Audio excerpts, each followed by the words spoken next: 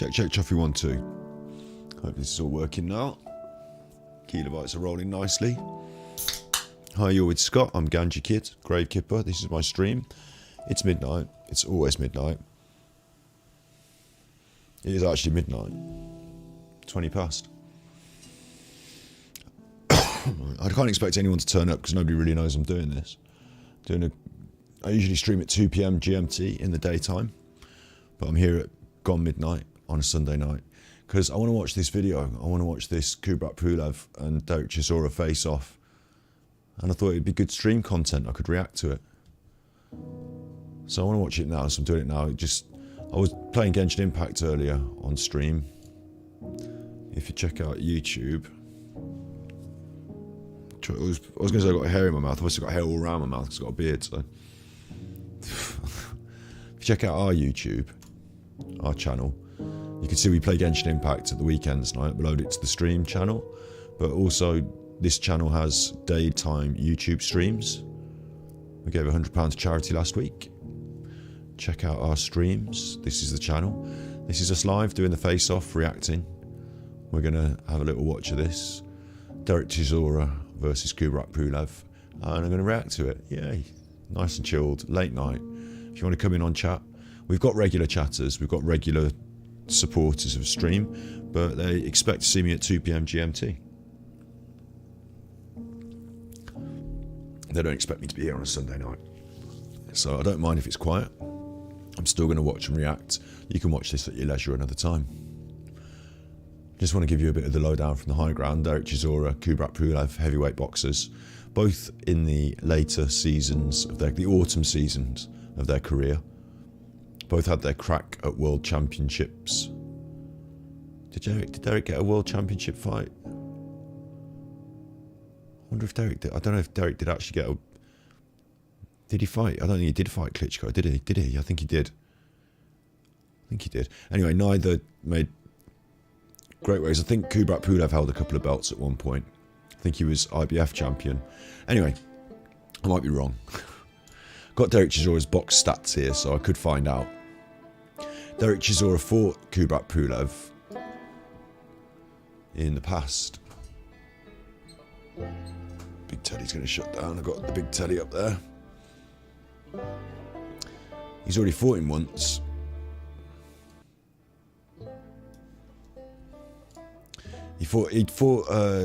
Chisora fought, he fought Tyson Fury. He lost to Tyson Fury. That was an eliminator for the Klitschko fight. We all know what happened to Tyson Fury. He went on and fought Klitschko.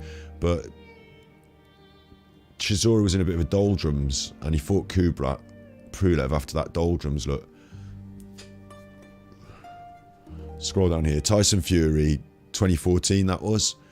And then he fought, this is Chisora's record, he fought Becca Lobjansdidi, Marcelo Luis Nascimento, Peter Erdos, Jakov Goshpit. You know, he fought a few lesser known people on his way back through the doldrums, winning them. And then he fought Pulev, was a fight of note, and he lost this one. Then he won a fight, then he fought Dillian White, he lost that. We know what goes on from there. The Agit Kabayel in Monaco. You know, he fought Dillian White again, lost that again. Good fights though. Still up and around it, isn't he? Still up and around it. Retired David Price. Lost to Usyk. But he's still up and around it. He's fighting Pulev again. I wonder if I can click this and do Pulev.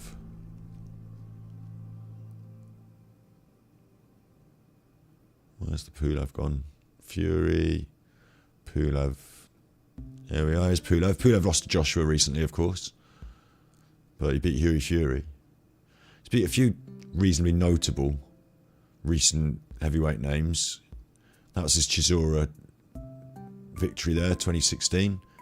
Since then he's not been that active, but he's beat some notable names. Huey Fury. I think Samuel Peter was considered to be reasonably decent. Lost to Joshua. Putting on a title push there, of course. So he did lose to Klitschko there. Look, he lost to Klitschko. Just wondered if he'd ever been a champion himself.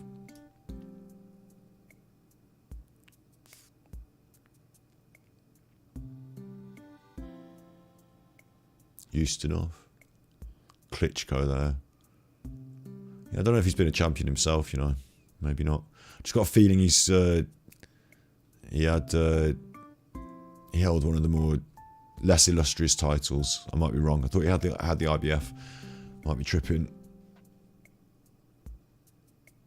It would say somewhere, wouldn't it, on this page, probably. I don't know. Anyway, that's just a little bit of background. They fought each other before in the past, and they're going to be fighting again. They're now in what we'd call the autumn end of their careers. If either of these lose, which one of them's going to, unless they lose by making it all the way to the 12th round, going real hard, looking real good, just, you know, narrowly losing a points defeat, it could mean a bit of a difficult period in their career, because they might not go on and fight for world titles. But if they win, they could maybe put one more push on for a world title. And everyone considering that Fury is going to fight the winner of Joshua Usyk for the undisputed, and then probably walk off into the sunset, leaving all the belts up in the air, and then there'll be world title for everyone. So there'll be lots of world title fights going on. So I think everyone at the moment is thinking, just hold on a year and a half. Maybe next year there's a title shot in it for me if I can maintain my relevance. So it's actually quite an important fight for both men. Of course, Pulev's already got the beating of Chisora. I don't want to spoil this with copyright, and we are reacting to this, and I'm setting the scene and I'm talking about it, so it comes under fair use. Hello, he never had a belt. No one cares about this. Who cares? I care about this. Sorry I was a bit late to check chat then, but I've got chat up next to me on the screen now, so I care. It's interesting to me. I like heavyweight boxing. So interesting because they're both at this. It would be less interesting in a way if it was a clear, you know, when they put two heavyweights together and it's like your new up and comer versus your old hand, and the old hand might be able to teach them a thing or two, but really is going to get them knocked on their ass when the new up and comer is like put over by the new. You know, I don't like. You know, there's a lot recent Sky Sports cards, recent Matchroom to a specialist at this, but you know, recent Sky Sports cards as well. They've been heavily weighted on the side of their boxers, showcasing their boxers, fighting journeymen, showcasing their boxers. But this is a bit more of an even contest in a way. Both men being at the same stage in their career, and as you say, neither. I'm pretty sure Chisora has never won a world title. I'm sure he's never won, and Pulev not having a title either. You know, they're both considered notable, not maybe not elite level, you know, maybe not elite level, but world level, definitely international world level, you know, contenders in their time, and they're coming to the end of their career. So if either of these loses, I can't see where they go from there, but the winner does still, you know, they've been on a big show recently, they've won a fight. Pulev having recently fought for the World Championships, you know, they can maintain their relevance for another year. They might even be, you know, you could see one of these in against a Joe Joyce or someone like that for a world title, like a WBO or something like that. So this is full weight boxing. all boxing is interesting to me, even the lighter weights. But there is something special about big lumbering lumps of heavy. I mean, I've spent some time with Eddie Hall, the world's strongest man, and he's a big fella. He wasn't the world's strongest man back then, he was just Britain's strongest man, but I used to hang out with him a bit. We made a film with him, and being around these big units, seeing the things they lift, the bench presses and all that, it is quite incredible. Like when you're up close, like of all the boxers, you would least like to be punched by a heavyweight. So you know, there is something interesting in that. I shouldn't get into the deeper ethics of boxing because I'm quite an ethical person, and I find boxing bereft of ethics. This is run by the mafia, might even be fixed, but I still enjoy it. The blood sport. It's not even a sport, is it? You know, it's prize fighting for money. If it were a sport, they'd be wearing headgear and people wouldn't go to hospital or get killed. Because, like, when you do martial arts, sports, military arts, fighting, sports, like if you do like kickboxing at the Olympics, no one gets put in hospital. Or if you do like, you know, judo, they score points and they say, well, they don't break their arm to prove the point. So all boxing's a bit foolish in a way, but yeah, interesting. I'm certainly interested in it though. So what I was going to do is let the final part of this scene be set by watching the last part of this fight, not the whole fight. We're just going to have a little look at round 7 because I think this is the commentators, Adam Smith and what's his name?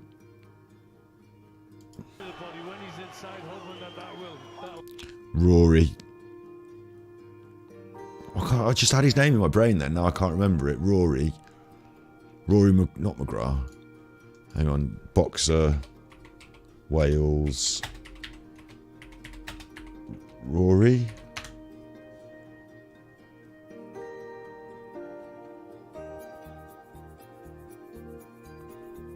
Or is it Roy?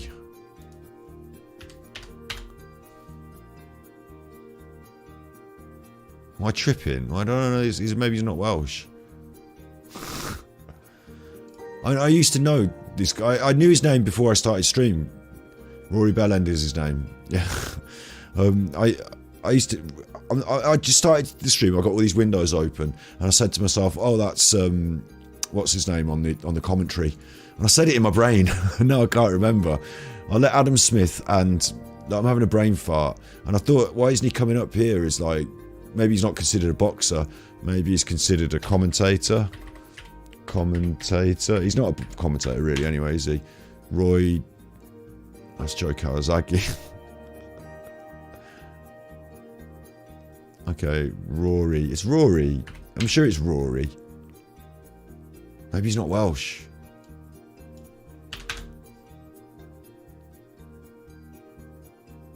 Like, this is that's him.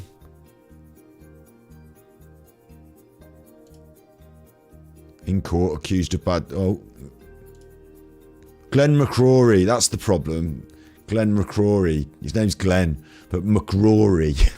So I was right in one way. Glenn McCrory on the commentary team here.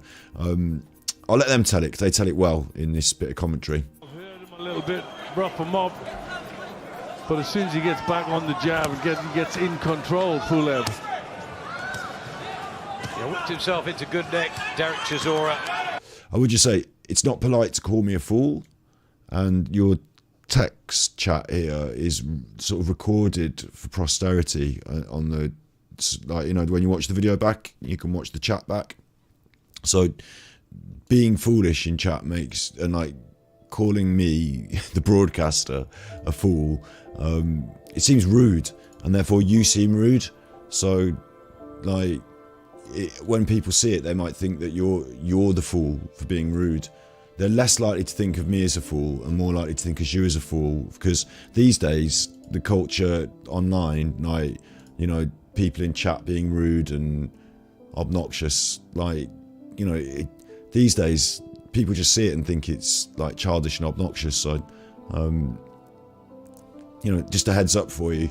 So you can, if you know you are rude, then okay, you be rude, you be you. If we have other people in chat and you're rude to them, then I will moderate you, but I don't mind you being rude to me.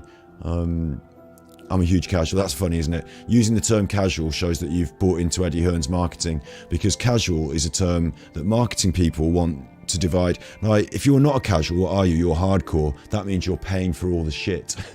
You're actually a pay pig if you're not a casual. I might not be considering myself a hardcore anything, you know, casual or no. I know my bit about boxing, and I know my bit about I mean, I think you're talking about the casual term as boxing casual. I think you're terming boxing casual, so maybe you're talking about that, or at least you're buying into the, you know, the language of the marketing, because by denoting some people casual and some people hardcore, then it's a way of creating a group that feels they are the hardcore, and therefore that, you know, it's a marketing term to make you more committed to something that really doesn't require your commitment. So I didn't even know Glenn McCrory. I did fucking know him. I just said his name. I know who he is. I said his name. I just had a little brain fart. I don't know if you met people, but like sometimes that happens. Sometimes you can't remember people's names and you actually know them, like, in your personal life. No, I didn't. Okay, you can believe what you believe, because I can't, like, there's no way of proving that to you. Ozzy's mad. Yeah, see, now someone else has noticed in chat, you see, John Ferguson's noticed that you're like, in your world, I don't know what's going on in your world, but over here it's quite chilled. But in your world, you're like really angry. Look, you called me a thicko then. Thicko. Oh, you thicko. Oh, you big nose. So there we go. I think I knew who he was. You think I didn't, and that's the world we live in. So again, I'm going to let Adam Smith and I think he's from Wales, some bloke that I think he's from Wales. I think he's involved in boxing somehow. Now he's a commentator. I'm going to let them tell us about how this fight felt. But I remember it at the time, but you wouldn't believe me, so I'll just let them tell us what the first fight was like. He whipped himself into good neck, Derek Chisora.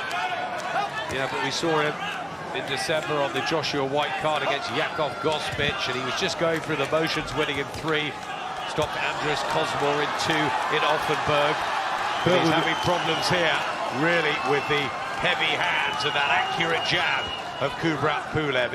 It's a level up from what he's been used to over the last year or so, or 2 levels. It is, and Pulev's fighting at a good pace. It was a lovely right hand he landed that got through and just stunned Chisora, put him on the back foot a little bit. It's getting hard, you feel, for Derek. It was that strange performance against Tyson Fury, second time around. First time was close to the... That was that Rory Cloclory telling us about it. That was that Rory Cloclory. I think, what's his name? Rory Cloclory. Rory Cloclory. That was his... Rory Cloclory was telling us about what was happening. They were saying, you know, he's come off the Tyson Fury loss. He's trying to build it back up, get on the Sky Sports show cards, and he's having a hard time with the jab. Kubrat Pulev, is that his name? Kubrat Pulev. He's from Croatia, I think. Kubrat Pulev, he was keeping him on the end of the jab, keeping it long. And as you saw in that little sequence, Chisora was able to swing some body shots in, hitting the body shots in, do his bit of a thing. But it's a younger Chisora there as well. But, you know, he wasn't able to turn the tables, push Kubrat Pulev back to negate the jab in this fight, and he ended up paying the price. And then they go on to like put the booting on Frank Warren a bit. Second time though, he just didn't really seem to want it, to be interested. You know, I remember Frank Warren getting involved, and they just got fed up with him, and it looked like his career had nowhere to go. But he's breathed a bit of life into it. And he tells the referee, "Fuck you, man." I quite like that. This is he's just saying he's breathing life back into his career. And the reason he's saying this, because Adam Smith, when you work for Sky Sports and you're commentating, this is a little thing they do, all the commentary team. You'll probably have your favourite commentators, won't you? Come to a real channel like mine, 500 live views. Oh, well done you. Well done you. Are you advertising your channel in my chat though? Because I would think someone who's got, you know, a higher status than me on YouTube would feel that doing something so crass as to advertise their own channel in a smaller channel's chat, I think they'd see that as a crass move, wouldn't they? I think they would think, why would I... Any logical person wouldn't do that, because because by doing that, you look cloying and desperate. Views, you're talking about views, that's on your mind. It's not on my mind. I've got another channel.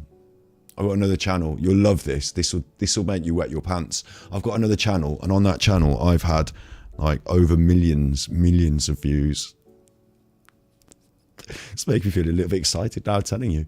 I've got a video on there that's got like 500,000 views just on its own, just the one video. And I've got over 100 videos.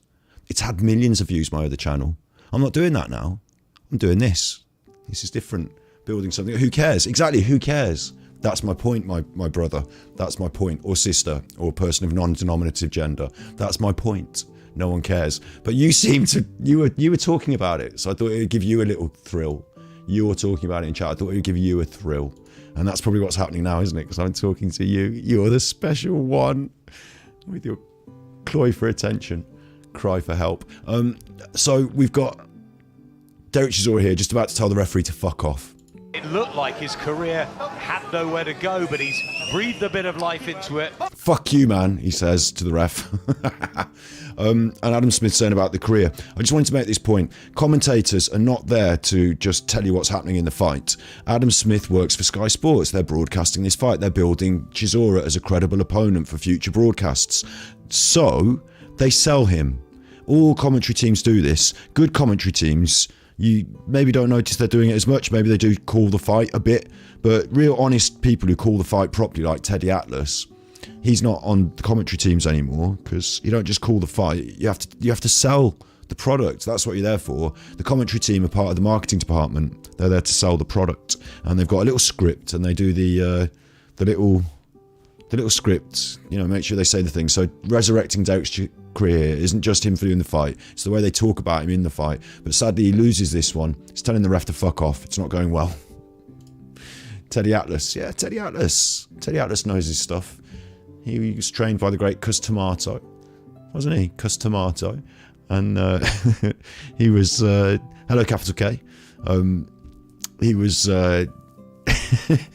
Teddy Atlas was a boxer, wasn't he, in his time? And he was friends with Mike Tyson. He was friends with Mike Tyson, wasn't he? Friends with Mike Tyson. So I think he knew a bit about boxing. Did you know Mike Tyson, Ozymandias? Hello, capital K. We've got a right one here. We've got somebody here who's had a little bit. I don't know. It's Sunday for me. It's Sunday. It's past midnight. I don't know where Ozymandias is from. Maybe Australia. I don't know. But Teddy never boxed under Cus Tomato. Never. He never did. Was Teddy Atlas trained by Cus Tomato? I just put Cus Tomato. Tomato. Oh, it's Tomato. Veteran coach. He worked as an assistant to Cus Tomato. So he worked for Cus Tomato, training other boxers. So he wasn't trained by Cus Tomato. I stand corrected, says the man in the orthopaedic shoes. So I'm glad that we got that straight. Oh, I'm a fool. Do you know what? That wasn't on my exams when I got 2A, 6Bs, 4Cs and 2A stars in my GCSEs. That wasn't on my exams when I passed my 11 plus and got into a grammar school, same school as Shakespeare. That wasn't on my exams when I did that. So I'm glad, because I'd have got that question wrong. You know, also, I wasn't alive when Teddy Atlas was boxing, so I have to just go on, you know, a bit of intuition. Maybe sometimes get things wrong. I hope you're not coming here because you think I'm the boxing encyclopedia, because we're a chat show who talks about stuff on YouTube. So, do you know what? Do you know what, Ozzy? It's not really about, you know, who's clever and who's not, but I will remind you for the second time that what you're doing in the chat makes you look bad. Like, it makes you look bad, and it's kind of getting immortalized on YouTube. Let's say, for example, just for example, I start to pick up a bit on this stream, like I did on my previous channels. You know, we hit monetization, we take another hurdle, we get a few subscribers, people start to take a bit of interest. We'll always remember that you are a cunt. It might not happen, you know, maybe no one will care. You're recording it, good, put it up on the internet. Oh no, you don't have to. I'm doing that for you now. Right, so let's get back. I don't like to get too distracted, but I do like to talk to people that are new. So I'm entertaining you. Exactly, that's the point. This is entertainment. Am I entertaining you as well, capital K? Because Ozymandias is entertaining me. We will remember you're recorded. I'm doing it live on the internet. I'm doing it live on the internet. There's no, you don't have to remind me. I've got the fucking camera pointing at me and all shit. Like, I've got lights. I know I'm being recorded.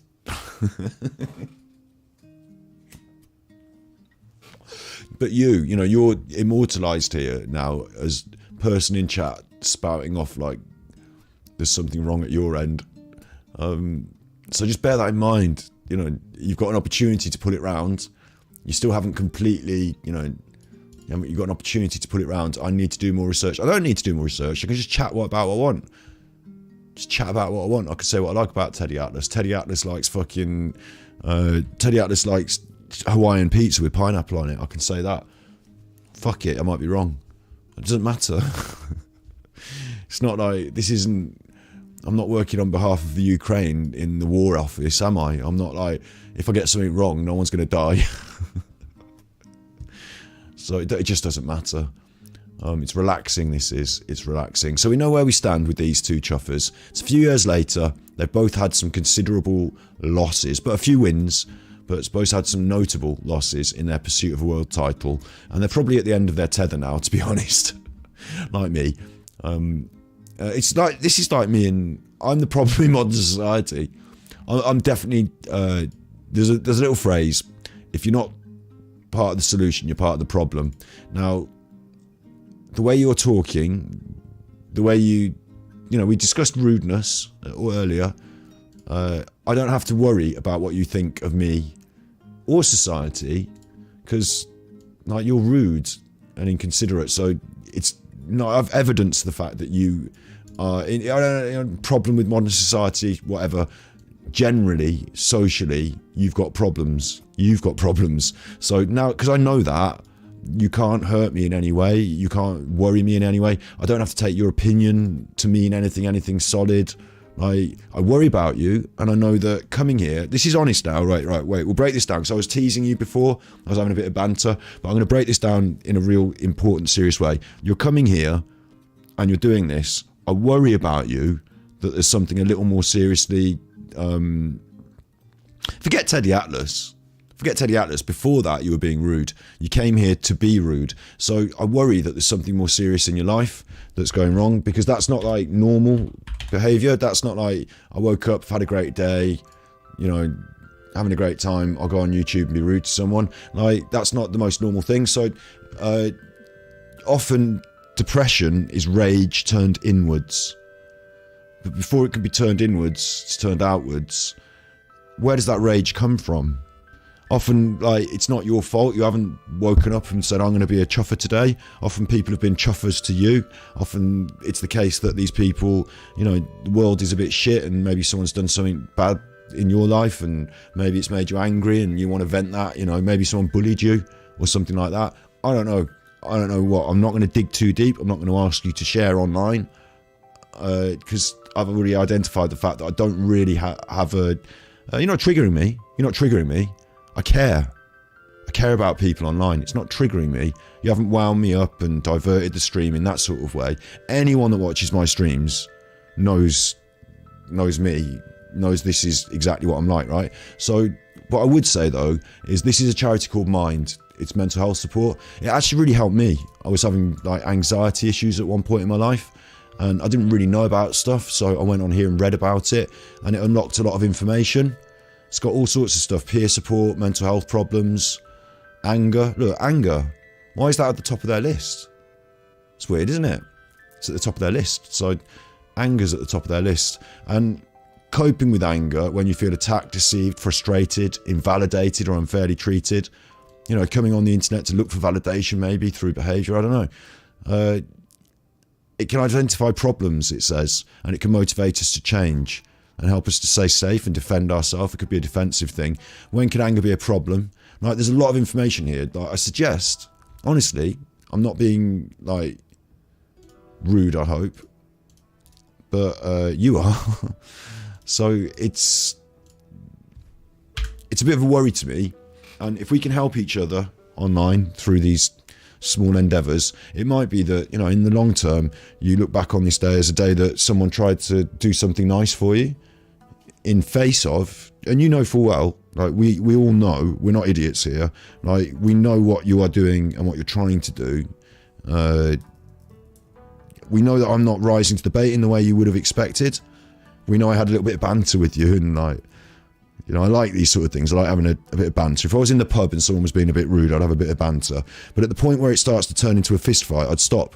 I don't want it to become a fist fight. I'm not that sort of person. I don't lose my temper like that.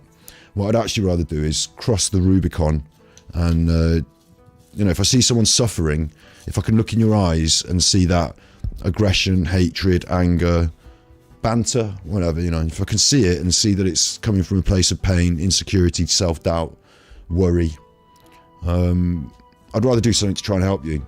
And if that, you know, if in the long run, not today, maybe, you know, it's going to be hard for you to look at it and say, oh, right now I'm going to go on that and look at it, and maybe this guy helped me with some stuff, you know, whatever. If and it doesn't have to be, it could just be mind.org.uk, you know, it could just be that. It can just be that, you know. If at some point you look back on this, you might do, and might follow that link, and you might find something useful in your life, and, you know, following that, you might go on a bit of a personal journey. You might question some of your beliefs. Some of you know, you don't know how far this shit can go. Your internal self-talk, your self-doubt. You might be able to overcome some of these things, and you never know. Like, you never know. But honestly, you could move into a better place in your life. It's possible. When we're our most depressed and our most sad and do ourselves down and give ourselves the bad self-talk, that happens in the bad times, and we think, oh, it's so much, I can't see any, it's obviously going to get worse. It's not going to get better, but it could. And if you'll accept with me just that it, for 5 minutes, for 10 seconds, that it might, then we've opened that 1 in 1,000 chance, 1 in a million. We can move on, we can walk towards it, we can move towards it. So maybe, maybe this might change. It might not be for you, it might be for somebody else who's listening to this. But a bit of self-reflection might go a long way sometimes, and you never know where it will lead. And when it does lead there, when you come out the other side to that, right? When you finally come out the other side, one day you'll be, I don't know, browsing something on the internet. Life will be different for you. It'll be maybe a year down the line, maybe 2 years down the line, you'll be browsing something on the internet. Maybe Eddie Tatlas, is that his name? Eddie Tatlas? Wasn't he trained by Tuz D'Amato? Anyway, that fella, you'll see a picture of him and it'll remind you of this. And you'll think, oh fuck, I wonder if old Ganji's still going. And you'll come over to my YouTube and I'll be as big as PewDiePie. And I won't even see you in the chat, so forget it. Not even any point. No. What'll happen is you'll come over here, I'll still be probably small fry, big pond, preaching the word, fight the power. I'll probably still be doing this. I don't know. Whatever it is I'm doing, I hope you'll throw me a bone. I hope you'll throw me a subscription at that juncture, when you have a think about it. Anyway, we'll get back to this. This is Kubrat Pulev and Eddie Hearn, and this is like a sport run by the mafia so everyone can make loads of money. It's probably fixed, and and it's like unethical, and it's sexist, and I know they've got women boxers now, but they still have the ring girls, and there's all these ethical problems. If you all know me, still the same old G, find it really difficult to promote things online that I don't feel ethically completely sound. Still love boxing. I'm a vegan. I wouldn't, you want to chase a fox and kill it on a horse. No, I'm not having that. Get off the horse, leave the horses to run around, do what they want. Stop killing foxes, naughty. If you want to go and man-to-man blood sports, punch each other's faces in, well, I kind of enjoy it. What, you enjoy watching them in the blood and the fact they might die? Yeah? What am I? Only human? Okay. Not some sort of super angel, super pious. Not some sort of super pious angel over here. Just a normal person. It's got to be a ring girl. Could you imagine? I honestly wonder sometimes what the ring... Because the ring girls, like, they probably... Do they have the ring girls when the women are fighting? Should I go out there in my little dicky bow tie? The women are fighting now. The men are doing the ring carding. It's round 1, baby. Round 2. Ooh, round 3. Will we see round 4? Who knows? I'll take off my shirt if we do. No. This is Eddie Hearn. Eddie Hearn trying to keep a straight face in between these two. I don't know if these two are super professional and are just doing this for a laugh. Do you know what I mean? I don't know if they're doing this for a laugh, but I often get the impression that Derek Chisora is a bit wild at heart. And deep down, I think Pulev has a bit of an ego issue. He kissed that. Do you remember when he kissed that woman? He kissed that woman. She was an interviewer. He had a previous friendship-based relationship with her, apparently. But she was interviewing him for the telly in his native Bulgaria. And he kissed her. Ozymandias will probably tell me that I've got that wrong. But hi, King Snuggle. No, they're not ganging up on me. They're not ganging up on me. I'm an army of me, in the words of Bjork. I'm an army of me. I can't be ganged up on. It's nice that you're all here. Late night for us here in the UK, past midnight. You're only trolling. Exactly. I know you're trolling, Ozzy. I know. That's why I said all that stuff to you about anger and like where feelings come from and about reading up on mental health, because I worry about you, because like doing trolling, like, that's a bit like 2010, isn't it? It's a bit 2010. See, all love. You see, you can put it round. You have got the future all of the time in to put it round. So, you know, at the moment, people in chat, like I said, are not going to like, you know, they're not going to think, they're not going to give you the benefit of the doubt so quickly as I do, because they're going to have seen all the things you wrote in chat. But I did say that would happen, so just, you know, take the rough with the smooth. Let's get on with this. Universe there, yeah. And you got some Timbuktu chick somewhere, fat, smelly pussy. Which one would you go for? Would you rather wake up for and get hard on for? I'm getting my hard on for you. I am gonna come. For all my fights, I'm gonna come. What's going on? Capital K, you didn't expect this. For all of his fights, he's going to come. He's got a big hard on for him. What's going on? Derek, you smoke smoke joint? Not good to talk, just talk. No, man, I'm not just talking, man. I'm just saying it. I'm telling you. I'm gonna punch ass. Do you remember this? I don't remember this because I just know it as the meme, but I'll get it up. It's important. I don't watch I don't watch MMA because but honestly, wait, where is it? Where is it? Punch ass. MMA. Is it? This is it, isn't it? It's this. It's got to be this. Mood? Making money. This will get me copyright struck up the whammer myself now, won't it? This will get me up the whammer. Referee Chris Tione has called a stop to this contest. Wow! Joe, I got no words for this right now. You know, the world is in shambles right now, especially America. We got a lot. Man, I'm just on cloud nine right now. I'm tired of all this hype. Everyone talking about Petr Yan's the greatest guy, and yeah, you better win your fight because I'm coming on your ass, boy. I'm coming for that ass. Pause. Aljo, in this... That's what it is. I'm coming for that ass. I'm coming on that ass. And punching ass was Mayweather, wasn't it? He's punching ass. That's not... Is that going to... I think someone asked him in an interview, isn't it? Would you punch ass or something? And he didn't want to like the question. But he said he was coming on your ass. He's coming for your ass. So Chisora's doing a bit of that here, isn't he? Or immediately. It's like this, yeah. You got Miss Universe there, yeah. And you got some Timbuktu chick somewhere, fat, smelly pussy. Which one would you go for? Would you rather wake up for and get hard on for? I'm getting my hard on for you. I am gonna come. For all my fights, I'm gonna come. Derek, you smoke joint? Not good to talk, just talk. No, man, I'm not just talking, man. I'm just saying it. I'm telling you. Last time you said same thing. Best strategy. You don't have nothing. I'm gonna knock you out, man. No.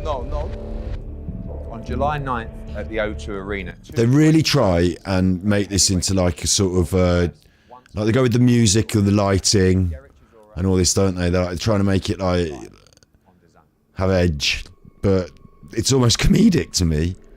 I think these two, they've been through it so many times. I don't know if they're not going to start throwing tables, are they? I don't think so. But let's see if the egos get out of hand. Slightly. I mean, look, I don't know you very well. When I'm here, I'm saying. Because there's 3 big egos around that table, aren't there? 3 big egos. Yeah. Only Derek is not safe. I mean, last time you remember when you boxed him, you got the victory, the famous victory in Hamburg. Very different interpretations of that fight. When I said to you earlier today that Derek feels like he should have won that fight, you smiled, you laughed, you're confident that you deserved the victory that night. Yeah. I'm ready for everything. I'm really ready for everything. Derek, that night, different fighter now?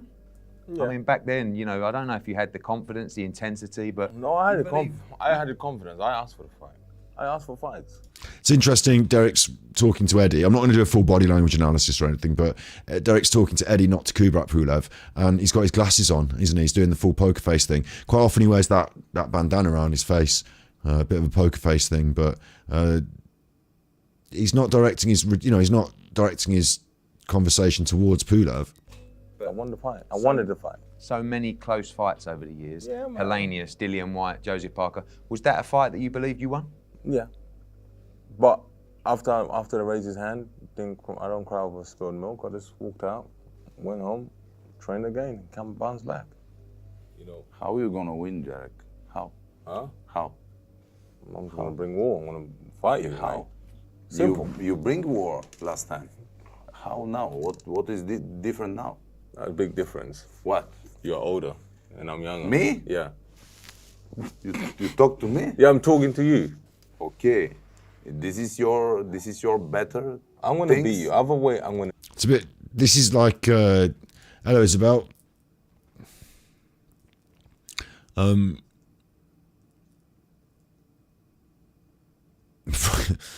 Russian roulette with one empty chamber. Could you imagine? Russian roulette becomes a. Russian roulette becomes like Mao, Mao. Russian roulette becomes a psh, Mao, Mao. Russian roulette becomes a popular sport all of a sudden, like takes off on TikTok. Russian roulette challenge with an automatic revolver. Meow, not a revolver, sorry. Automatic load. Meow, Mao, Mao. What am I looking for now? I'm looking for the Deer Hunter Russian roulette. This one will get me copyright, won't it? Come on, this one's got to get me copyright. Going for that copyright strike tonight. Mao! Mao! Mao! Do it. You do it. De Niro here gives him the speech. Gives him the speech. Do it.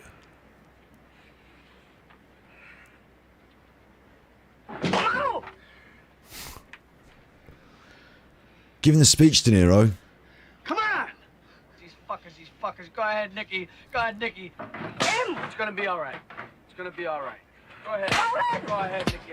Yeah. Oh. That's Russian roulette for you. The Deer Hunter. Meow. Why is this stopped? Where's my relaxing game music? Maybe it's copyright. Come on, relaxing music. I was just able to hear that, so a bit weird I can't hear this. Am I tripping?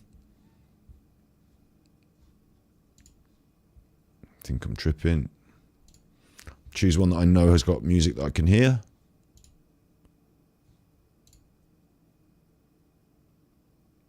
It's weird, isn't it?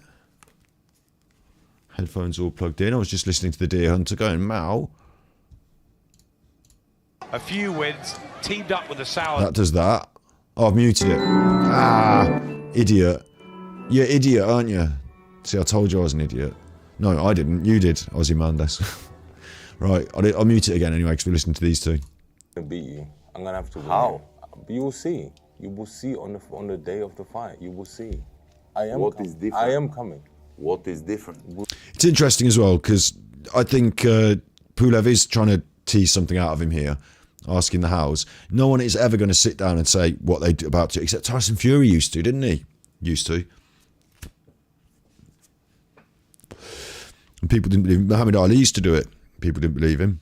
But you don't really want to give your cards away. Although with Chisora, there aren't any cards to give away, are they? You know what you're going to get. He's going to swing those big bombs. He's going to have his head down.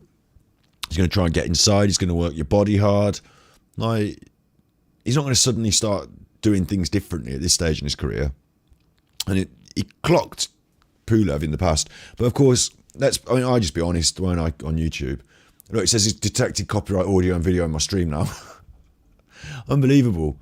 In order to avoid that copyright strike, I could talk long and extensively about the Deer Hunter and that scene and what it means, but can't be asked. So, and I'll have to fight it with you get the strike and then you have to fight it. So if our stream gets binned off, if you don't see this one later on YouTube, I have to fight the copyright or give the monetization to somebody else, or fight it or have it cut out or whatever. I don't know, chuffing stuff. Anyway, I was just saying that these chuffers don't seem that aggro.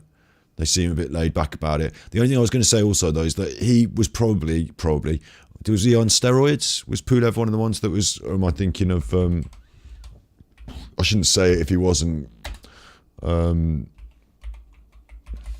they all are, aren't they, really? Drops a new doping hint ahead of Klitschko fight. Because he's been talking about doping, hasn't he? Pulev. I was thinking of See, it's names in my brain. Dillian White. You'll know him. Dillian White. But they're all on the old, they're all on the juice, really, aren't they? But back then, see, there's different times with the juice. Back then, he might have been more on the juice. Or now, he might have been able to go through his cycle. Because with the COVID, you could go through a few cycles. They weren't even testing you. But you don't know how it affects you when you're older, do you? Maybe you're on less of a juice combo when you're older. So maybe you're less resilient. A dude with some computer skills acting like Max Kellerman. He's back to it. Look, you're back to it. Your comments are the thing that are embarrassing. I've explained to you once what the concept is. I sit here with my computer and I talk about stuff. Yeah. Welcome to the internet. I'll be your guide. You've not got it yet. You've not got it yet. It's like waking up. You will see. You will see. Maybe my style gonna be different. No. Maybe you're gonna be surprised. Surprised with what? I won't be surprised with anything. Kubrat, one thing that struck me on this press conference is you're very confident. Yes. Coming into this fight. Yeah. Derek, you're also confident that you believe you win this fight by stoppage. You didn't agree with that up there as well, but I've not seen you this confident. And I know we've had press conferences with Anthony Joshua before, and it's a big occasion, but you have no doubts in your mind you beat this man on July 9th. Yeah, we have one small history, and in this you can just delete this, I mean, he was in best form that time, and I was in my best form too, and he tried to make everything in the ring, everything. He give his best. His best is not good enough? His best is not good enough against me. Wasn't good enough. Now it's different, isn't it? Now it's time to see how far, not they've come, because they're not going to have developed any further necessarily, but how far they've fallen, how quickly they've fallen, who's fallen more quickly. Derek's had a lot of durability knocked. You'd like to think knocked out of him. You go through hard fights, you like to think that a fighter has something knocked out of them, but Derek doesn't seem to go that way. He seems to be still tough as nails. Whereas Pulev, his last fight was, it wasn't his last fight, was it? I think it was his last fight, wasn't it? It was that hard fight with Joshua. I don't know, man. He seemed a bit gone on his feet a few moments in that fight. Maybe you can get to him this time, Derek. Maybe you can get to him.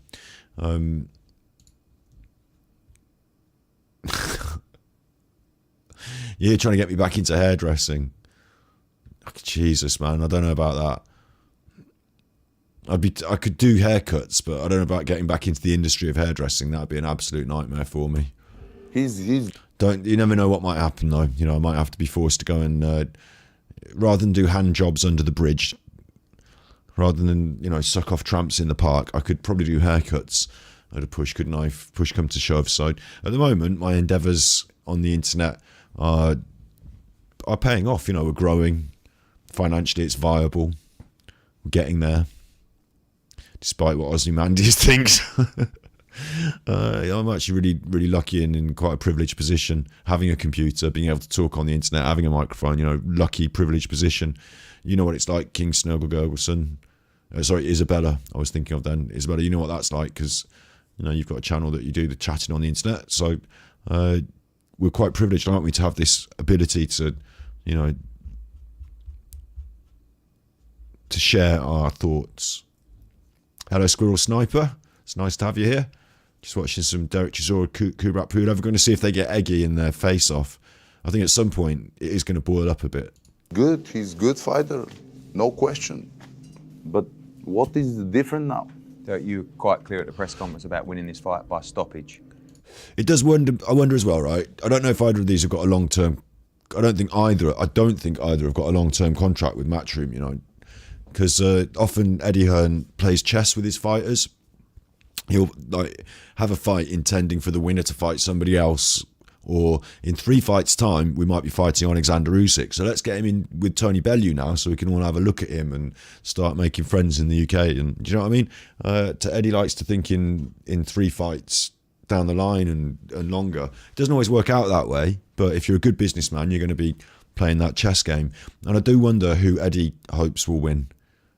I wonder if he thinks Chisora is good for a beating, even after Kubrat Pulev. You know, I wonder if he thinks Chisora is good for a few more beatings.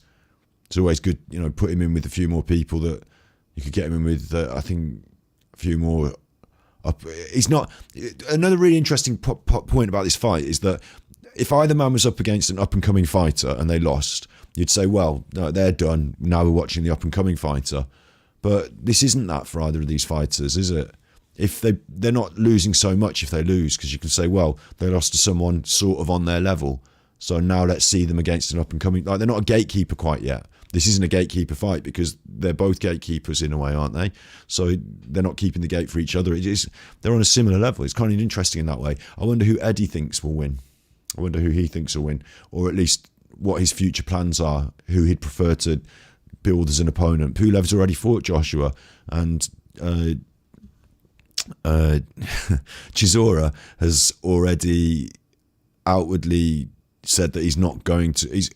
He might change his mind, but he's already said he's not interested in fighting Anthony Joshua, being big friends with Bellew and all that as well. So I don't see them building them towards Joshua, who is obviously the big signing on the DAZN setup. Maybe there's other heavyweights out there that Eddie wants to match up with one of these two in the future. It's just an interesting. Maybe it's just a fight that he's put together. Maybe it's just come together this way. Maybe it's just a one-off. But like I said, I think he thinks in future moves. So I'd be interesting to think. He's not going to tell us, is he? Eddie's not going to say, oh, I hope that Pulev wins, so then he'd make a really good fight with Joshua on the rematch because he's already quite high up the rankings, and then we can get him in as the mandatory, and that's one mandatory taken care of because we've got him in pocket, you know. I wonder if it's anything to do with that.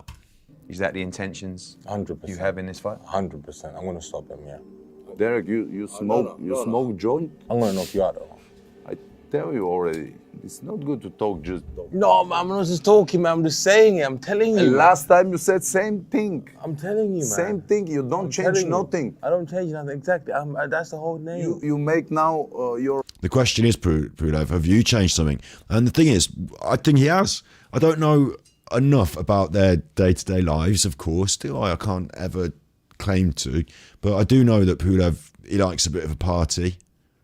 He likes to get a bit messy. Seen him in a few of those, you know, photographs getting a bit messy. And I know that Chisora has, although, you know, he's mellowing over the years, isn't he? And he's got his family and all that. He's still maintained a very high level of fitness and endurance and strength. So I will be interested to see if Pulev, you know, he looked, in my opinion, Pulev didn't look that good against Joshua. That was my opinion. And Joshua didn't look that good against him either, and they seemed like people assume Joshua's really, really good. So Pulev holding his own in there must also be quite good, I guess. But no, I think it was more a case of Joshua made him look good by not being as good on the night as he needed to be as well. And it looked, but Pulev for a while in that fight looked like he was, you know, just dancing and faffing. Your last fight was a rematch, and same thing with first fight. And he got put down, didn't he? Do you understand me? Mate, all I'm saying. Have you seen the first trans man to woman fighting in the women's UFC? They won hands down, one with a near rate. I'd say what they should do, Squirrel Sniper. I can fix that whole issue. It's not right, is it? And I don't think even trans people would say that it's entirely fair that you should enter into certain sporting competitions where previously they'd been segregated by sex. Now you're going to transcend sex and just enter into the, you know, the other realm in all aspects of your life, including sport. I don't know if even trans people would say that's entirely reasonable under today's paradigm. So what I'd say is we should have men's competition, maybe women's competition. That's how we've got it at the moment. That's how maybe we should have that. I don't know. We've got it at the moment, but I'll tell you how to fix it. Is we have open competition. That's the way of fixing it. And those that want to compete in the open competition can compete in the open competition. And those that want to compete in the segregated competition can compete in the segregated competition. Chess is a good point, isn't it? You don't need to segregate by gender with chess. like, I don't know if you need to segregate with gender by anything really. Maybe just like you don't segregate by gender or anything, and then call it all open competition, and then let the people end up in that order wherever they end up. Some competitions, men are going to dominate because, I'll tell you something, we've got a patriarchal society set up by men. You know, that's old sociology for you. A bit of patriarchy on the old cards. And what tends to happen is that things that men are good at... Hey, what?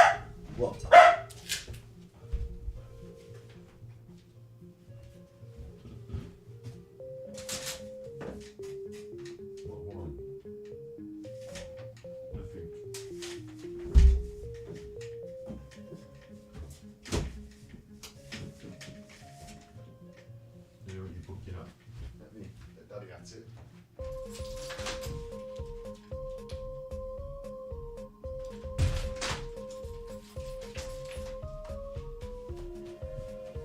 Check the perimeter. Dog barking. Because of this patriarchal society, a lot of things that men are good at, like, we hold up in quite high regard. A lot of things that men enjoy, we like put on the telly. Like sports, for example. Like boxing's a good example, isn't it? Like if it was like there are some sports where women and men are more equal, just inherently based on the way the sport is. But if you go for maybe a strength-based, punching-based sport, maybe men end up being better at it. But if you go for a different sport where, like, you know, it's less based on that one attribute and maybe based on a more balanced set of attributes, you might get different groups of people coming to the fore. Think about snooker or pool, another great example, because if you go to the pool hall or the snooker rooms, there's a lot of men. Often it's a bar and there's a lot of men, and the environment is not that interesting for women. So it's a male-dominated area, so they're the ones that become good at it. But there's no reason why women, if, you know, pool halls were put in every, like, where do women like to go? I don't know, because I'm not a woman. You know, if they put them in the gyms and they put them in the nail salons, that's me being incredibly sexist, it was a joke. But, you know, if women had more access to environments that were less, like, traditionally male-dominated, like men's clubs, like every working man's club's got a pool table. Men play a lot of pool. Like, do you know what I'm saying? Like, if these, like, and therefore, like, your young daughter, you're not going to say to your young daughter, oh, do you want to start learning pool and heading down the local working men's club all nights? Where's she tonight? Oh, she's off down the local working man's club. You'd be like, hang on, what's she doing there? Playing pool. Oh, that's fine then. No, you want a more, you know, a more egalitarian atmosphere for her to be hanging out in. And then if there was a pool table there in that atmosphere, she might do a lot of, we'd have a different pool league, we'd have a different system. It is based on the way society is set up, the way these sports are lauded and hierarchied and stuff, but it's just one of those things, you know, it's just one of those things. So with the trans issue specifically, I think that, you know, people should be free to live their lives however they want to live. It's their bodies, it's their choices. Absolutely on that, you know, I'm happy for that. In terms of organised sport, I don't know if anyone should have a right to do... nobody's got a right to say, oh, I have to be able to compete in your private competition, please. You know, nobody's got a right to anything really, have they?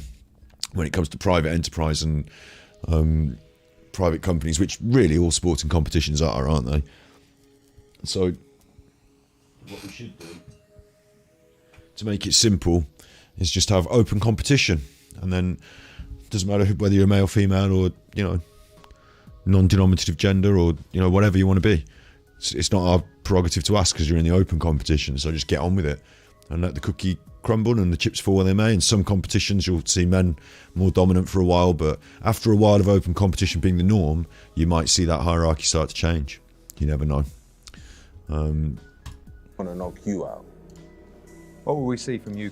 There you go. American girls are big on pool halls, so it's different in America. And in America, your wife was almost a hustler. So it's more common for women to be better at pool in America then. It totally depends on the environment and the place. And mention of China there, Squirrel Sniper. Another interesting thing is Chinese culture.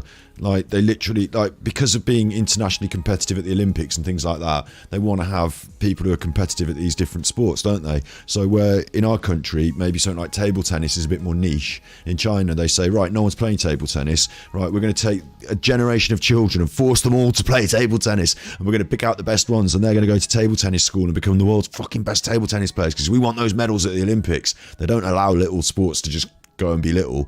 They've got a communist system where they can force people to do what they want, so they kind of like create these top sports people in all fields, whereas we allow the chips to fall where they may a little bit more, and it's more dependent on funding, isn't it? Sports these days, they're more dependent on like grassroots funding. If you get grassroots funding and kids get, you know, the ability to go to the boxing gym, they might learn boxing. But if there's no boxing gym, then, you know, no funding, no kids get into it. It's only the domain of the ultra committed or ultra rich, I guess. Kubrat, we know you've got that tool upright. You know, great boxing style, but are you ready to stand and trade as well with Derek Chisora? You can't trade, man. He obviously will not. Look, he's laughing, he's doing this with his hands. He will not trade. He's not planning to come to this fight and trade. He's nearly 40. Derek is still a big lump. You've got to be an idiot. No, it might sell the fight, mightn't it, to say we're going to trade, but you've got to be an idiot. I've got a good jab. I can move. I'm known for my good jab and my footwork, my mobility. I'm known for my good jab. Should I stand still in the middle of the ring and trade with this huge lump of a man? No, probably not. But, you know, if you've asked me the question directly, I'm not going to say no. Really, I have a lot of energy. He's shaking his head. A lot of energy every round, new energy. Every round is coming, new energy. Don't know what that was. Here's the adverts. It's not the telly, but you still get the adverts, isn't it? Chuff off, you're chuffing the adverts. I'm prepared. Sometimes when I'm running, so yesterday I running 10 kilometers like animal, man. And I said, what did you smoke before you run? I don't. What did you smoke before you run? I don't. What did you sniff before you run? Ooh, Derek. Bloody hell.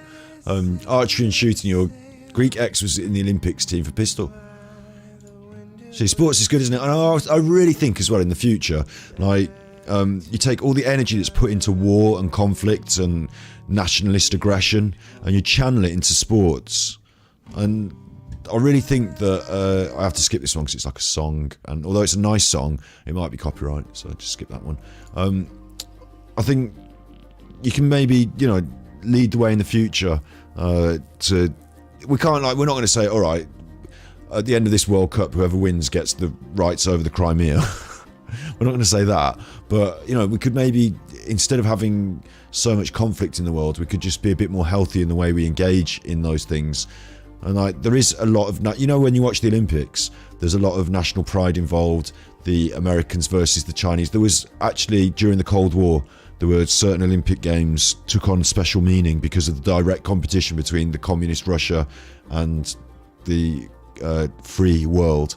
The Americans didn't get to interact with Chinese and communist Russian people necessarily on a day-to-day basis, did they? But there were certain Olympic Games that took on special meaning because of that interaction during a time of direct or indirect political conflict. So sport can take on new meanings in that way, and we shouldn't be bombing and, you know, stabbing each other. We should be punching each other instead, punching each other until we maybe die. Not boxing. Boxing is a bad example of it because boxing is unregulated prize fighting. There's no FIFA, is there? There's no governing body in boxing. There's no Olympic Commission saying. There is an Olympic boxing. There is sport boxing, Olympic boxing, and they wear headgear. Nobody goes to hospital. But in this, like, the main aim is to incapacitate your opponent. And if you're really good, if you're really effective, if you're really good and effective, if you're really good, you can do it quickly and maybe kill them. This guy is gonna make it. Do you feel the benefit of coming off that fight recently as well? You had a good 10 rounds. How you fight? Yeah. Against a good opponent. My last, it's very good. You had 10 rounds? Yeah. Fucking, last time I did 10 rounds was like a couple years ago, but I want to make training, you know. I can't stop That's him. the problem with in guys 4 like you. 5 rounds, you know. But I want to prepare for you. That's your problem, man. You I guys like to be good prepared, you know. You lose I fights like to and be then you good go back prepared. and try For and me, play, this is most important. try you know? and play With safe.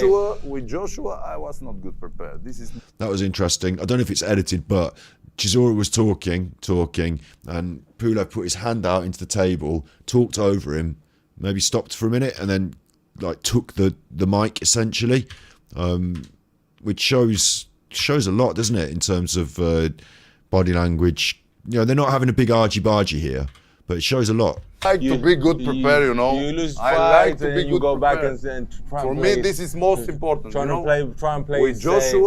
Joshua, I was not good prepared. This is my mistake. When think- I'm good I think prepared, you were it's well everything in prepared prepared. for AJ, but You always talk war, No. for war. Like, this is almost the way the last fight went down in a way, isn't it? This is interesting. This is almost the way the last fight went down. Is Chisora with his aggression, but this arm out. Like, it's obvious that Pulev intends to keep him at the end of the jab. It's obvious. I think this is going to go to points. Like, he's keeping him at the end of the jab. He's doing it with his hand now. He's holding out his arm. Like, he's going to keep the distance, and it like turned into a dominate.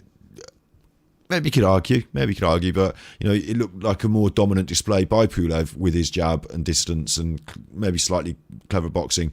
Pulev wasn't pushed back, and Chisora sort of ended up getting pushed back himself. Like, that's what's happened here in the conversation. You must be best prepared, man. No, listen. Best strategy. You don't have nothing. I don't have nothing, but Nothing. I like to war. Yeah, that's it. Yeah, you just I want. I want, yeah. Sometimes you're gonna happen this want, but this I'm still here though, aren't I?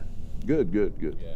You know, you keep saying you're not prepared. They keep doing all these cuts because Matchroom, with their deal with the Zone, have like they've got like a step up in media production. This is a Sky Sports face-off. Gloves are off, but instead of just a table and some lighting, like they've got bouncers in the background and it's red now, and you've got like 5 cameras, and one of them's like a cinema camera. Like, it's probably I don't know what the word is. Forgotten what they're called now. Like, it's probably a super duper camera with an expensive lens, and they cut into these close-ups. And I want to make sure we use all the shots in the edit. Is this boxing or a cage fight? This is boxing, heavyweight boxing. I don't watch MMA. I haven't got time for it. I don't get it. I respect you Hey, because thank you. only good. Oh, that was interesting.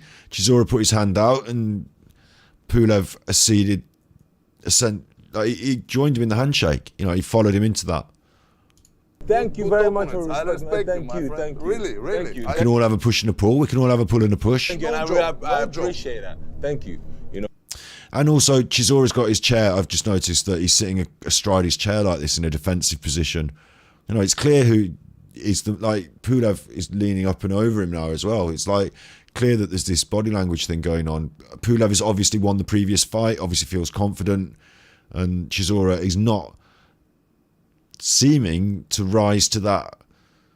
You know, he's seeming to know his place almost. Is Chisora just going to go through the motions here and like maybe just, you know, accept the loss?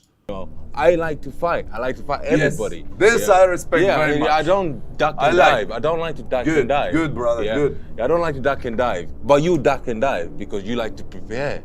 Yes. You fight sheet fighters and prove yourself you're better than anybody else. And it's a good point about the pay packet before the fight. The only issue is that with these two, I think if they're going to go on and get more pay packets after this fight, you've got a problem if you lose because, like, you know, you just lost. You're getting old. Like, I think you do kind of want to win this. However, you didn't just lose to an up-and-comer, so you still got that. You know, you can still lose to an up-and-comer. When you lose to somebody younger, like, you know, on their way up, then you're kind of through, aren't you? But at this point, you've still got that, even if you lose this. BLM street fighting's overtaken traditional boxing as a spectator sport. Traditional boxers should be forced to have barbed wire wrap gloves. Yeah, I do think it's a brutal blood sport, and there are elements of boxing that I enjoy for that reason. But, you know, you've heard me mention it a few times. I don't think people should be going to hospital, and, you know, I'm glad the referees step in before people get seriously hurt in the main these days. But people still die. It still happens. So, Yeah, I'm not particularly high, Ozzy. I do smoke weed, but it doesn't like clatter me because I'm like, you know. Have you seen the beard? Seen the beard? So, you know what I'm saying? And my ears are not the big headphones though. These are part of my look. I had these since I first started on YouTube. Always worn them in all the videos. It's good because I can hear what I'm listening to and not the outside world. They're Bear Dynamic Custom 1 Pro. You can't get them anymore, but they're pretty good headphones. You boxed some punk a couple of weeks ago and you won, you beat him in 10 rounds, so you think you're preparing your mind, but no, you're not. You can, I can. That real moody atmospheric music, they're really putting it on here, aren't they? They've got the cameras, they've got the cuts. I mean, it's quite a good job. You know, I rate things media-wise, don't I? And I'm rating this as quite a good job, but it's a little bit over the top for what it is. It's just them having a chat. What you really want to see is them getting eggy. I can let you fight anybody you want, yeah. But when you fight me, it's Without not, preparing. mate. I lost a fight when was it? In December? I was on the blow team. Listen, I want to fight in the summer. Get me the biggest fight there. We had the Polish dude. Okay, yeah, I understand okay, you. we, I understand we you, had but the you think this is smart? No. Is this smart? It's called entertainment. What is smart? It's called entertainment. I'm in this game to entertain, bro. I'm not in this game to be smart. And that sounds bad as well, because it's not like I'm here to win. It's like I'm here to entertain. I feel like Derek might have even, you know, saying about the future, saying about these deals, saying about where does Eddie Hearn go from here. Like, Derek's come up short in a couple of big fights, hasn't he? He's come up short against Tyson Fury. He's done it against Dillian White. Like, you know, knowing his level, knowing what he wants for his future, talking about the long term. He's not got that long term in his career left, has he? You know, maybe he's happy to take a new phase and say, look, you're going to have a lot of interesting heavyweight fights on your bills, Eddie. You're always going to want a tough opponent. I'm known. I'm not easily stopped. I don't mind, you know, stepping in. Maybe we do a long-term deal. Maybe some of this big DAZN money. You know, maybe I don't need that much big money these days, but I still want to be paid well. You know, Chisora is always in it for a payday. But I just wonder if he's, like, you know, accepting in his own mind about this phase in his career and this fight being the marker of that. Like, maybe it's just in the way he's, you know, conducting himself in this face-off. Do you understand? Because the time is running out for people like us. Yeah. So for me, do you know what as well, Ozzy? It's okay to be a bit high. It's okay to be a little bit, like, obviously I'm not like bouncing around, am I? But like, welcome to my world. It's built with you in mind. Like, enjoy yourself. For me to sit here and say, oh yeah, I'm gonna fight this guy, yeah, and then fight him, and then fight him, it's a waste of time, bro. I can't wake up and train for that, bro.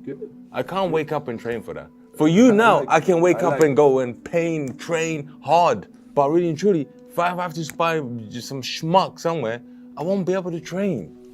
You know, it's like, basically, it's like this, yeah. You got Miss Universe there, yeah? And you got some Timbuktu chick somewhere, fat, smelly pussy. Which one would you go for?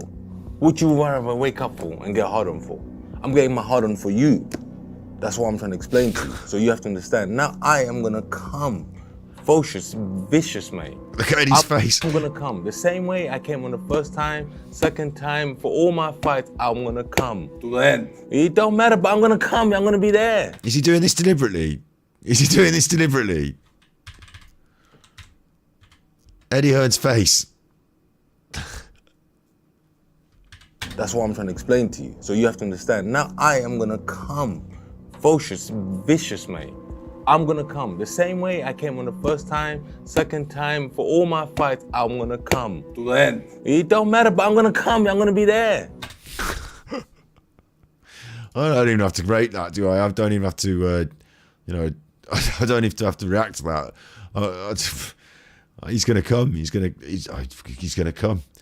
He's got a big hard on for Pulev, and he's going to come. He should jack in the boxing, dress up in a huge baby grow, and deal with the wrestling bunch Trump was deeply into. Rigged fights equals entertainment. Yeah, it's interesting he said entertainment, isn't he, as well? Because I do wonder sometimes about boxing. I know that because there's deep, heavy mafia involvement in certain, like, I'm not going to name any particular operation or whatever, but there's deep mafia heavy involvement in certain aspects of boxing, and of course have been historically, and even the greats have been accused of fixing fights in their day. So I just wonder sometimes whether you say, like, look, Derek, you and Pulev, what do you think about round 8? Do you know what I mean? Like, whether they discuss behind the scenes. We're in the entertainment industry. They do it in wrestling. It's obvious. Why not in heavyweight boxing? Neither one of us want to go to hospital. Neither of us, we both want to get home to our family. Tony Bellew wants to get home safe to his wife and kids. So why not just say, look, okay, I'll punch you a bit and you'll punch me a bit. Split my lip, I'll bruise your eye. But don't go too hard on me.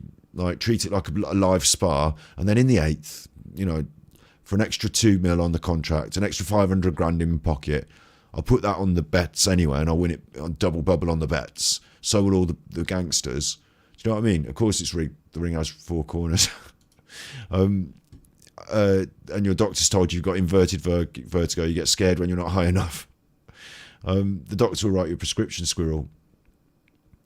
I think in the UK we can't quite get those prescriptions yet, but God help us if we could, you know, if we will one day. They make a lot, but at the moment the economy's gone to shit, hasn't it? So they might as well just fucking legalise weed and then take it'll all go up. For us, the stupid thing is, I'm saying this, it'd probably end up being more expensive, wouldn't it? The government would probably tax it up the rum pole, but at the moment, you know, the money goes to those bad dealers, don't it? So they should, and they get more money for the economy and give that to the kids. Good. Yeah. Good. That's why I respect. Yeah, thank you very much. That's but why I I'm gonna respect. I'm gonna roll the dice and just go for it, man. Motivation, you see? A lot of people But get you're not interested in motivation those fights. I mean, I would have said after Parker, maybe let's get a nice win. Maybe let's get a Jerry Forrest. Maybe let's get back into it. Not for you. Yeah. Not for you. See, now that was weird as well. Eddie Hearn saying, after Parker, I'd say just get a nice win. He lost to Parker. He don't want an easy fight. But also, let's get you a win. This is not it. So maybe they're all assuming he's not going to win. That is still, even though second fight round, usually the second fight round, the person who won the last fight does the same thing but maybe better.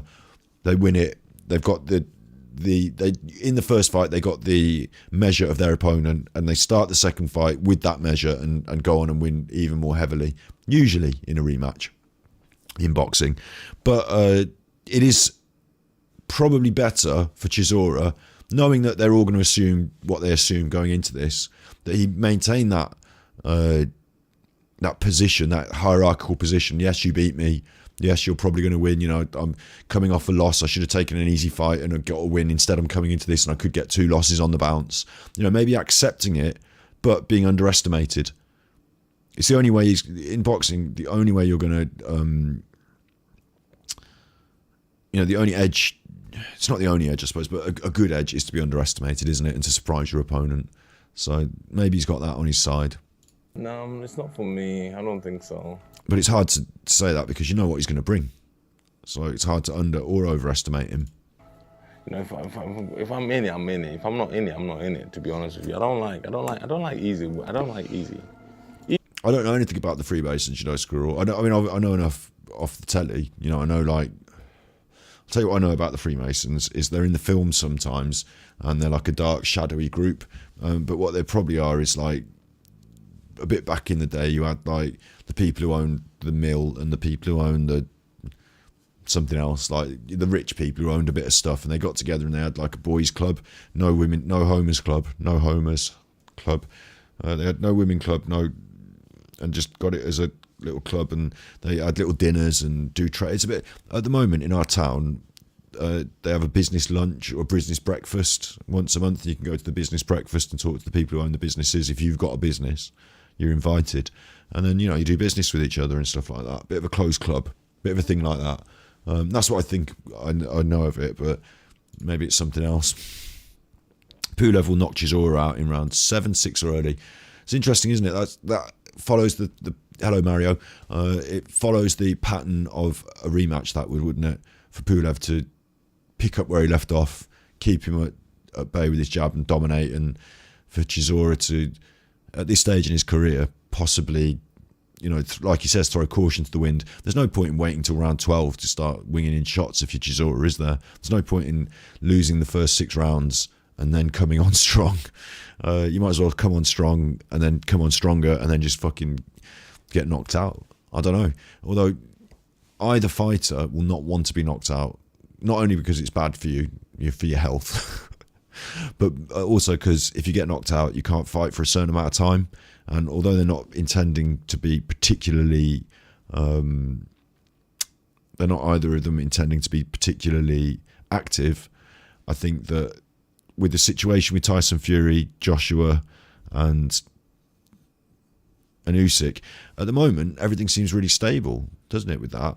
Joshua will fight Usyk in Saudi Arabia, and then the winner will go on and fight Fury, and then Fury will win and give up all the belts and ride off into the sunset, and then everyone will get a chance at a belt. You will have Joe Joyce and Dillian Whyte and Derek Chisora probably, and anyone that wants to go can go in a world title fight, and there'll be like 4 different world title fights, and then all their mandatories will happen before people start to unify and eventually an undisputed may come out again.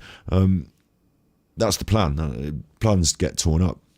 Maybe, you know, something bad happens in the Ukraine, worse than what we've seen, and Usyk decides different, or maybe Joshua tears his hamstring, or, you know, Tyson Fury gets indicted as part of the MTK Global Daniel Kinahan cartel thing.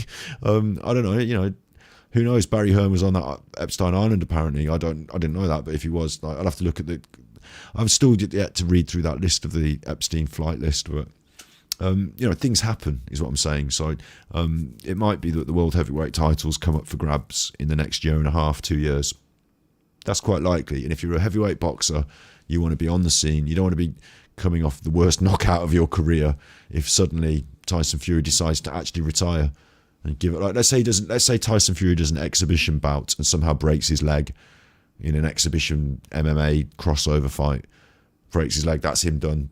Then suddenly the WBC title's up for grabs. You know, he could be in a position here. Or Alexander Usyk gets murdered by Russian agents, and suddenly Anthony Joshua pulls his hamstring and all the belts are available. And you want to be in a good position, not just recently knocked out. Knocked out's the worst. It means you can't fight for like 6 months legally because of brain damage and stuff. And it means that, you know, you're coming off, you're not riding the rankings. So yeah, I don't think they're going to want that. But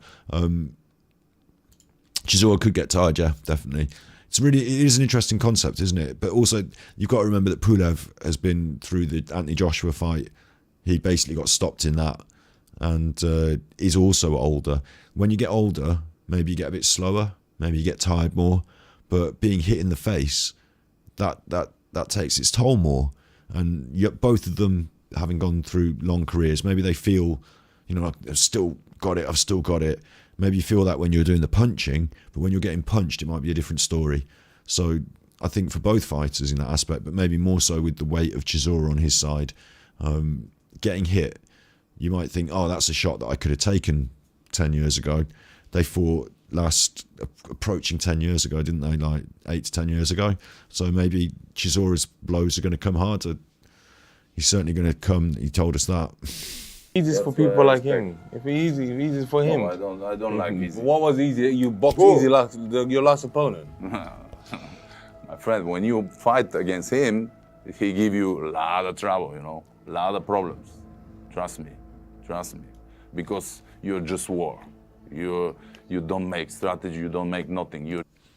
What's he saying? His last opponent?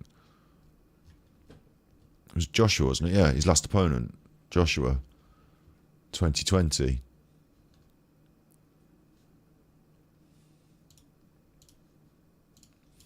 Just war. When you make just war, sometimes it's not enough to say, hey, let's go, come on. Sometimes it's not enough, you know. It did feel like that in that fight. Pulev seemed to not have much of a strategy and seemed to be like winging it at times. But then that's the case when you get clocked by, you know, an aggressive young heavyweight. Then maybe your plan goes out the window, with the old Mike Tyson saying. For big things, it's not enough. That's why you lose with your good opponents. You lose always. Shrooms. You know, Mike Tyson eats a lot of shrooms these days, but could you imagine this, right? Before the fight. Oh, this would be good. We were talking about Russian roulette earlier. Now, this is a late night stream for me, remember, so please don't get me banned off YouTube. But you could do a roulette with narcotics, and you could have like three sets of mushrooms, and or so two, you don't need three, do you? You only need two because it's 2 boxes. I was doing a set for Eddie Hearn as well, but you know, one set of mushrooms is magic, and the other set is just standard mushrooms, and you each like have to pick one and eat them, and then you go in the ring, and then all bets are off. Wait an hour, and then start the fight. That'd be good, wouldn't it? You lose with Klitschko. Someone got robbed. Of course, you know, it is levelled at some of these boxers that they take all sorts of drugs when they're training, go on cycles, and then come off the cycle nearer the fight, and you know, all this stuff that's levelled at these boxers.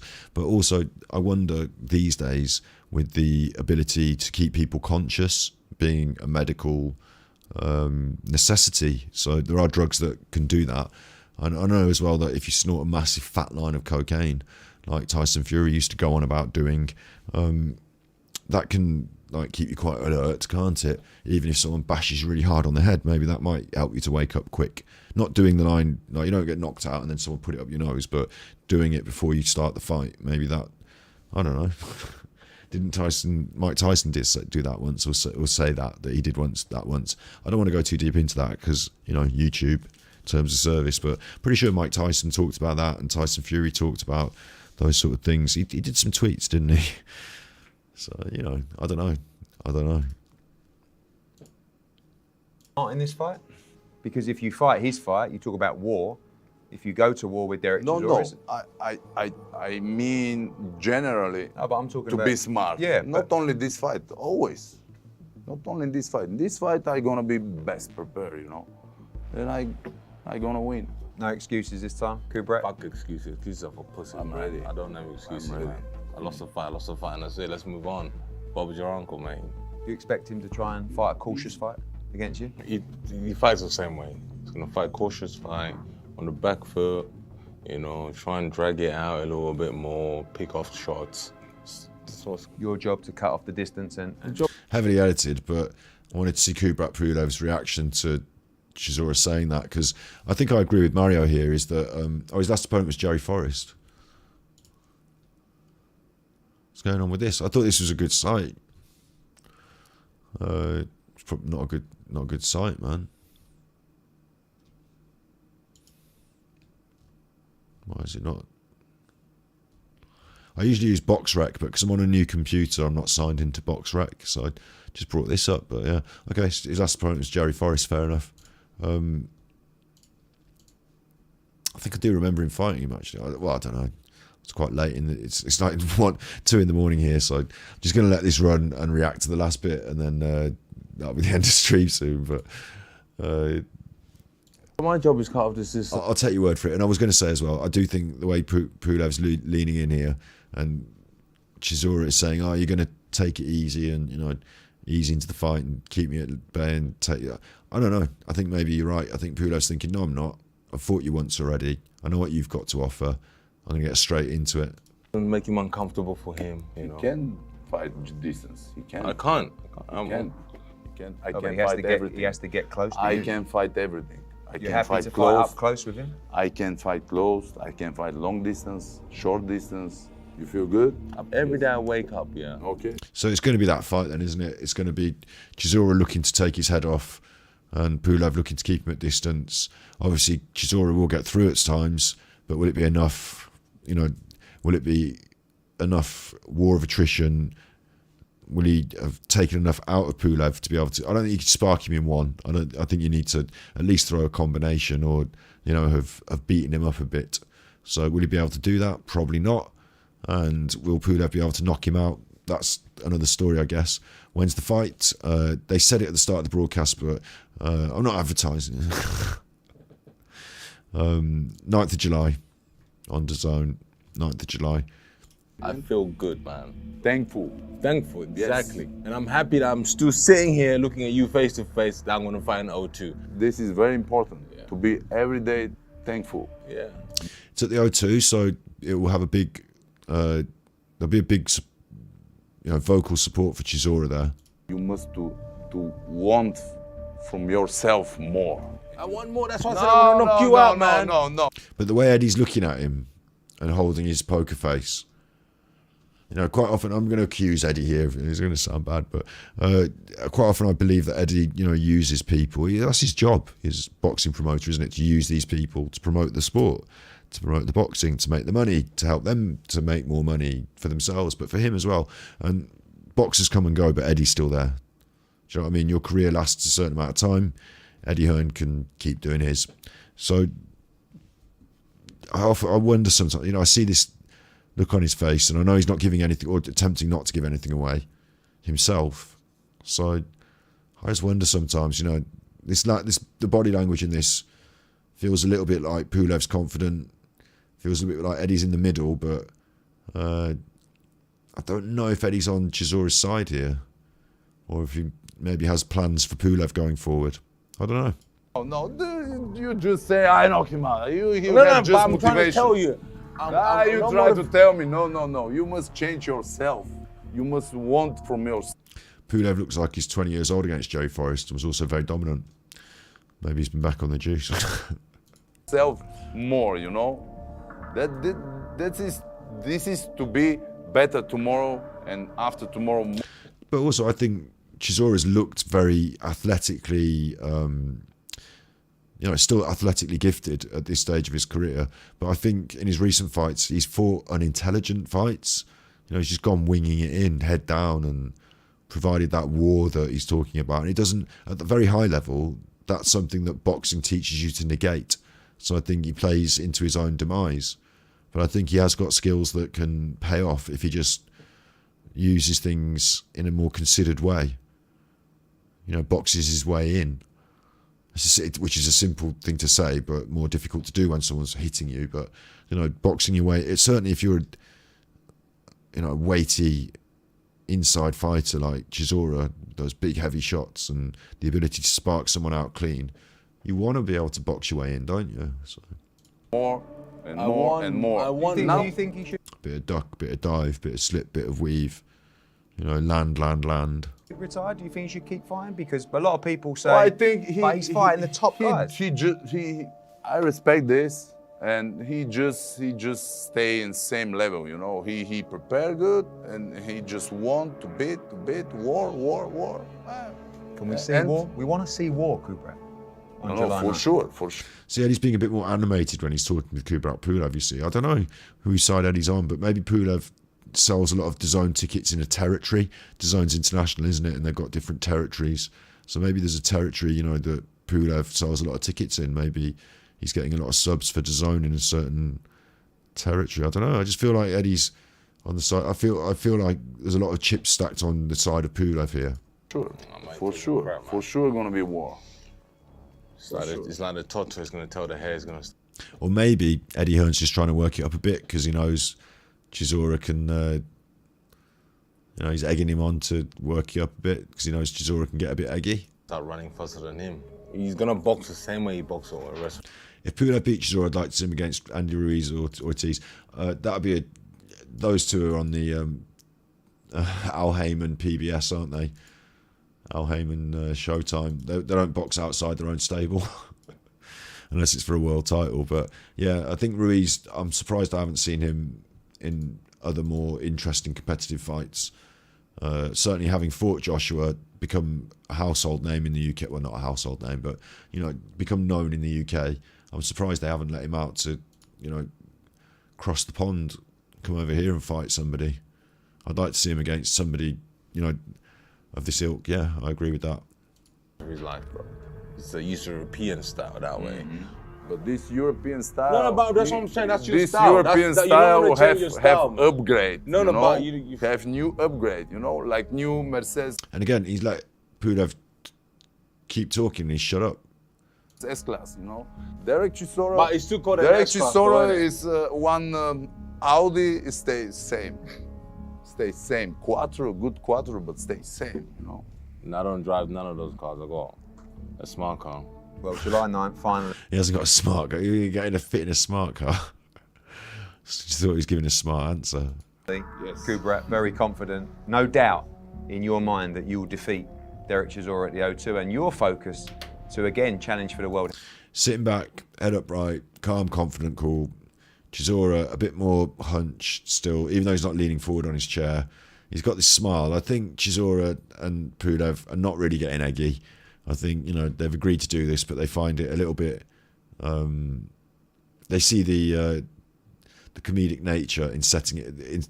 They've over-egged the pudding here, haven't they, Matchroom? They've made it a bit too serious with the red and the lights and you know, expected them to get eggy. Like, I think they're just, you know, Chisora's ready to have a laugh and a cheeseburger. You know, after the fights, he likes to give everyone a cheeseburger from Five Guys.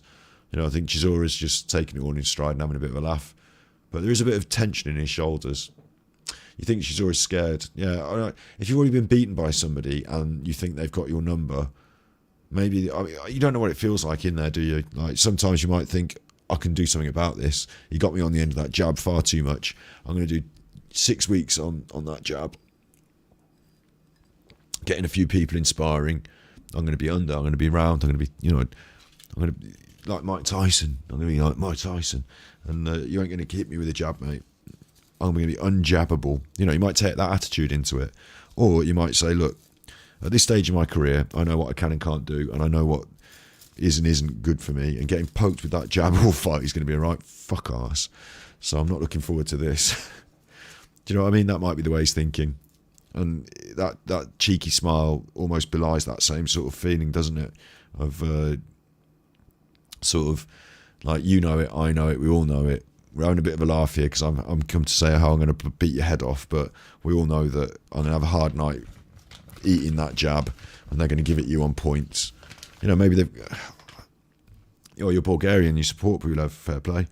And that's another point, like I was saying about the DAZN thing, is that, you know, Bulgaria, other parts of Europe where close to Bulgaria, I'm sure Pulev is a big star in a territory or an area that is novel for DAZN and their subscriber base. Like, DAZN like to show fights from around the world because it sells tickets around the world, essentially. You know, it sells DAZN subscriptions around the world. And if you can get the Pulev fans on board, then that's a big tick in that box for that area of the world. Maybe it's, you know, more important to them that Pulev continues on to fight on DAZN than it is Chisora. I hope that they've both got a bit more of a future. I say that. Personally, I'd like to see the fight. Well, I don't know which side of me to bring out here, because part of me says I'd like to see the fight end in a bloody brutal mess, in absolute carnage in like the 4th and 5th rounds. Carnage in the 4th round. Carnage all the way. And then in the 4th round, it completely break down into total carnage. Maybe both men hit the deck at some point. In the 5th round, it turns into a Wild West shootout. And, you know, may the best man win. Carnage. They have to get the oxygen masks out, but eventually whoever gets knocked out gets up and, you know, to the victor the spoils. Or, to be honest, I wouldn't be disappointed in a 12-round decision, as long as the decision was fair and they weren't one of those cheats decisions. Because I'll tell you what these two fellas, they could do. I always get a bit disappointed with Chisora for doing, I said it earlier, I get disappointed with Chisora for doing this this war thing. I think he's got more facets to his skills than that, and it seems a bit silly just to put your head down and swing when boxing is a more educated sport than that. That's the whole point of the boxing. So with this fight, what we could get, because what we're not getting, let's be fair, how can I explain this? You know, anti-Joshua Usyk sort of was much more skillful than Joshua. Like, he sort of schooled him, didn't he, with skills. Like, that's nice in a way, it's interesting to watch, but what's even better is to watch two boxers, seasoned boxers, who have a lot of skills in their locker, and instead of holding each other and, you know, doing the headlocks and all the things they've learned, the nasty tricks, instead of that, doing a proper boxing lesson, masterclass. You know, someone using the range, someone trying to get inside, but doing it really, really well. That would be nice. 12 rounds of that, you know, from both sides, and being able to say, wow, what a fight. Both men have spent years honing their skills, and we saw the best of these two fine competitors in, you know, getting your money's worth, that sort of thing, and then made the best man win on points. The problem with that, of course, is that with points, right, there's this funny idea that whoever hit someone the most or did the most damage should win. But they specifically wrote the rules in all the different federations. There's not just one boxing set of rules, are there? It's not like FIFA where there's one set of rules. But in all the different boxing federations, they've set the rules where the referees can, the judges can just sort of make up their own decision on what they think is good. You can judge it on style. You can judge it on effectiveness. You can judge it on offense or defense. You can judge it on what you fucking like.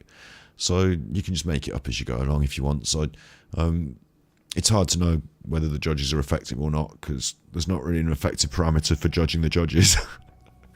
But, you know, someone likes aggression. Someone likes the sweet science of evading that aggression. If you're going to give someone the fight for being evasive, they have to have been evasive enough. If you're going to give someone the fight for being aggressive, they have to have been aggressive enough and landed enough stuff. It'd just be interesting to see those two styles clash, and for it to be no holding, no headlocks, no messing, you know, good clean fight, and for both fighters to show some of the tricks, some of the skills, some of the schooling, you know, to really give it their all. That would be really cool, wouldn't it? Because like when you get Pulev versus Joshua, like Pulev was saying there, it was a bit of a war for him. He had to just go for it, hell for leather. The skills kind of went out the window as far as I remember. But I think two seasoned fighters could give us real entertainment. Pulev knows what Chisora's going to do. That's why he's not worried yet. I'd agree. I think we all feel that way about Derek. But see, this is where he's got that chance. He's got that chance still, because not just the puncher's chance to, you know, maybe knock someone out, but he could, for once in his fucking life, pull his finger out and put a few things together. He could do something a little different. Could happen, couldn't it? And then he's always got war to fall back on. Although I think that was Anthony Joshua's undoing against Usyk. I think that the first time Joshua fought Usyk, I think he should have just smashed him up. But instead he thought, I'll try and box him. And I want to see how good I am as a boxer now. Use it as a measuring stick, because I might have to fight Tyson Fury. So if I can't box Usyk, I can't box Fury. So I see it as a measuring stick. I'll use my skills and I'll box him. And then when it was going wrong, he should have thought, fuck that, I'm just get in and smash him. I've always got the rematch. Eddie's always got me the rematch. But now it's all pressure, and now we know what you've got to do. Now you don't have the choices to surprise people. At least Chisora could surprise Pulev, I suppose. But then Pulev could surprise Chisora, couldn't he? And just get right in there and wreck him up with uppercuts. This is another good point. I don't see it being that important to either man. Like, let's say it's 11th or 12th round. Both of them have had a good hard fight. They're both tired. Are they going to give it their all in the 12th round and, you know, hell to leather, come what may, just go for it? Maybe I think Chisora is more likely to do that than Pulev. Maybe live to fight another day is the story of this fight. I don't know. I think that when you get Derek in there, though, I think that's his problem, is that he ends up just going back to what he knows, which is street brawling. You can't help it. You know, there's a fighter in there trying to get, you know, Derek Chisora enjoys fighting. That's why he's a boxer.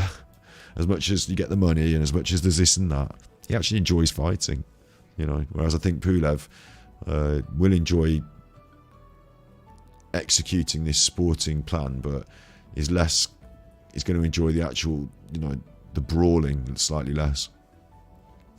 You think Chisora's going to gas and Pulev's going to punish him? It could well happen. I think it's equally interesting, like I said earlier, that because both men are coming to the later end of their career, at some point something's got to give with an older boxer, hasn't it? So it's a bit like David Haye when he fought Bellew. Bellew had his number for that exact reason. You don't know if you're taking on Pulev at on the wrong day. Maybe he might, like, eventually he's going to start to gas himself. Is this a bit, is this not the day? Is this not the day? Who have I got? I find it hard to predict boxing. I find it hard to predict. I think I've got a 12-round fight where a split decision maybe. I think the last one was a split decision.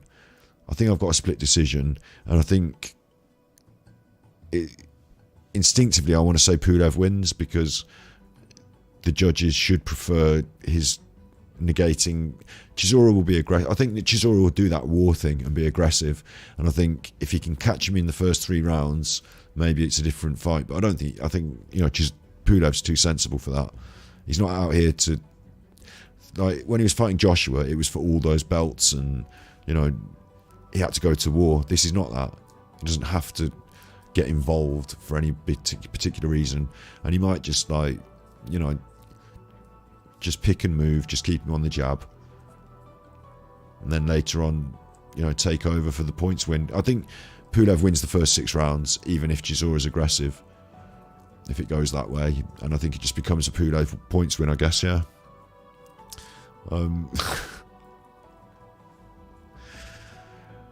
Ozymandias,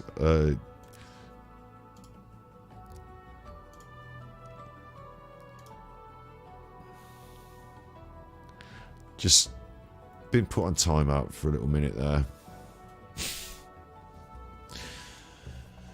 Timeout, it's just like the naughty step, isn't it?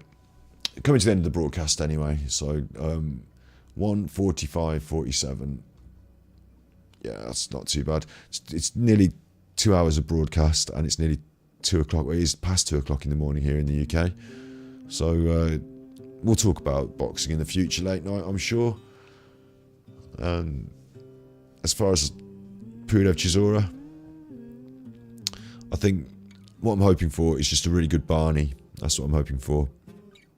I'm hoping to see Chisora bring his A game, and I think it's dependent on that. I think if Chisora doesn't bring his A game, the fight's not particularly good. It doesn't matter who wins. Like, well, obviously Pulev will, but like, if Chisora doesn't bring his A game, it won't be a very fun fight. It'll just be Pulev out jabbing him. But if he does bring his A game, then maybe we could see some few fireworks.